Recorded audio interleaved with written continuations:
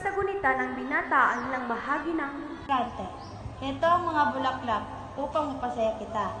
Maraming salamat. Pinahalin tulad kita sa mga bulaklak nito. Ito ang iyong espada. Itago mo ito para sa iyong pakikipagtingin. Huwag kang mag-alala, mahal kong Laura. Hindi ako mapapahamak sa aking mga pagtitigil. Lerida, bakit mo pinagpalit sa aking ama? Hadi namin namin pwede umagal sa iyo. Bakit ang mga pangit ginagalang? Tapos na ang ating pagmamahalan. Ngunit, patuloy na pumapatak ang bawat sandaling natitira habang may kapiling ko. Siguro ay paalam na. Kubalik na ninyo ang tangkuhan sa aking puso.